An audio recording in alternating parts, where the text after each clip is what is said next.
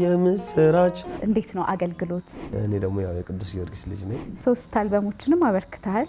የለም ከመቃብር ተነስቷል በክብር። እንዴት አሰብከው? ሰላም ጤና ይስጥልኝ እንደምን አላችሁ ምናምን ብለሽ የምትለማመጃለን። የአባት ውለታ የሚዘነጋ አይደለም። ኪዳን ለማድረስ ሲሄድ እንኳን እሽኮኮ አድርጎኝ ነበር። የኒቆዲሞስ ከዛ ውስጥ በጣም ተወዳጅ ሆኗል። ኒቆዲሞስ ክቡር። ወጣቶች ካንተ ምን ይማራሉ? አማን በአማን አማን በአማን። ማህበራዊ ሚዲያን ደግሞ ለጥሩ ዓላማ ካዋሉ ወጣቶች መካከል አንዱ አንተ ነህ። ዶሮ ካለ ያው ዶሮዋን እንትን እንባርክና እንኳን ለብርሃነ ትንሣኤው በሰላም አደረሳችሁ።